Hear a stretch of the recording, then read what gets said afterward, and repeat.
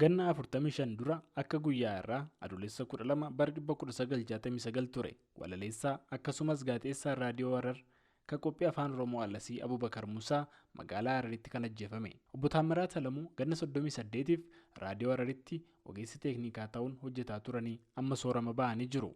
Guyyaa sana waan ture akkasiin yaadatu. Ani gaafa san taranyaan ture. Inninis gaazexeessaa taranya ture. San dura damoozaatu ida'ameef. Gaafa san saanii malaaka baandawaaluutii fi mangashaan sinidduu isaa kanaatiitu aboo damooza keenu eebbisiisii janiin fuudheeti hoteela geessee achitti isaan gaabbasee ture. Naannawa Harar kana keessatti sargoo janiiti gaafasa waraana Soomaaleetii ture. Kana inninis taranyaa anis taranyaadhaa zeenaa anabbabeetu kutee isaa 12 fi nusarratti. Amma sargoo tana eeguufi mangistiin gartee gaafasa soostanyaa kifla xor janiini. Wattaaddara shaambalii shaalaqaa tokko ajajaniiti reediyoo xaabiyaa bira mana maallaqaa jira. Mana san eegallaa wattaaddarri. Dhukaasni ka'e. Uummanni gartee amma inni afeeree san bahaniiti makiinaa horan makiinaa sarviisii jira. Isa eegan hanga gabba'u inni maallaqa kafaluudhaaf hafee laalachitti. Dhukaasni jabaannaani isaan kutan dhiisanii. Hogguu kana Abiy Bakar amma manuma foon uummanni nyaata kanarraa ka'ee fiigee ganzab ministeera hulaa dura dhaqe. Hoggaa kana wattaadarri mana keessaa eegaami sargoo jiraa beeki gaafa san ga'an. Maannee hogguu jeen Abiy Bakar nanyii jeen fooqii gubbaa'ee bala'u jeen.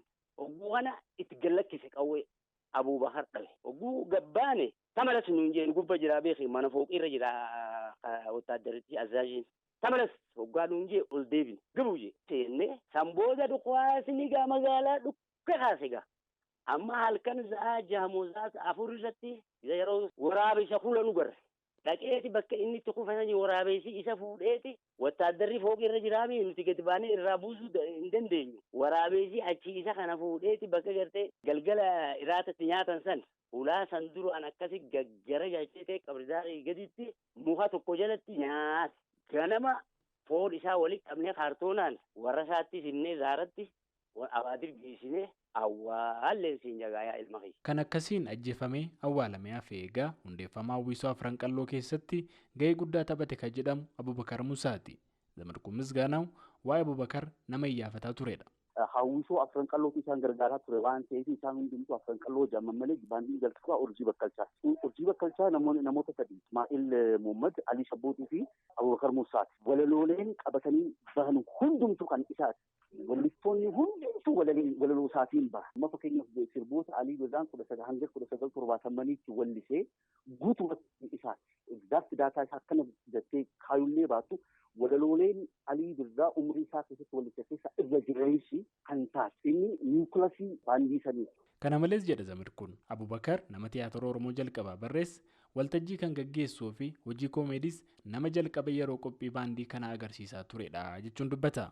Obbo Muhammad Ahmed Musaa yookiin maqaa masoo Muhammad Qophee jechaan kan beekaman miseensa paarlaamaa akkasumas immoo buleessa ogeessa aartii Oromooti. Aartistoota baay'ee kan horate barreessitoota irra jiru hunda kan horate osoo Abubakar dhalachuu baatee aartii ammayyaa Oromoodhaa kuna dhalatee sadarkaa kana gahan hin danda'u.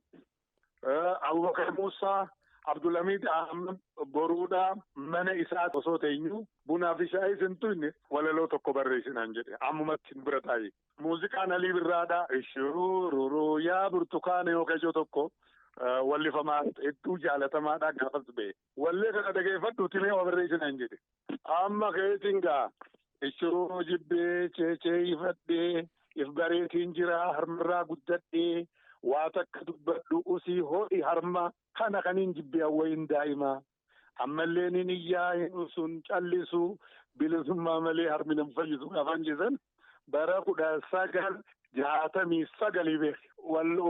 Sasan afandiin akka wallisu Abubakar afandiidhaan ati kana wallisseeni. Anaan ammoo har'a booda kunoo ilma harkadhee ani kana booda walleedhaan wallee nan gaafatina kunoo ilmaan qaba isarraa fudhadhaa jedhee na eebise Abubakar. Sababa wallee saniitiin garuu afandii siyyoo obboleessa kiyya hidhaaf barbaadanii sababa saniin biyyaa bahee biyya isaatti waggaa 37 tureetti deebi'e. Akkasiin barreessitan garuu hin beekama ture walaloo sana. Kan wallise malee hin beekna gaajarri. Boodas erga miseensonni Afran Qalloo hedduun biyyaa baqatanii Abubakar gara raadiyoo Harar seene. Yeroosis bara 1966 kaasuun qophiilee bashannansiisaa ta'an kan qabiyyeen isaanii hawwatu ta'e hawaasa biraan waan gahaa turee fi sanaanis saba biratti jaallatama guddaa horatee jedhu. Garuu du'a isaa booda haalli ture ulfaataa ture jechuunis yaadatu.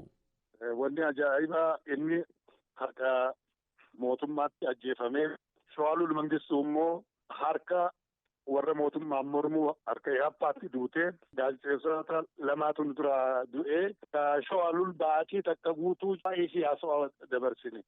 Abubakar immoo mootummaan waan ajjeeseef waa'ee isaa haasa'uun xinqii ta'ee akkasuma usunnee garuu qabannee jirra jechuudha. Adde Zulfaa Abubakar mucaa gaazexeessaa Abubakar Musaati. Erga inni nurraa boqotee rakkannee anis dhibeedhaaf saaxilameen hafee jedhu. Anaan gaba isaati.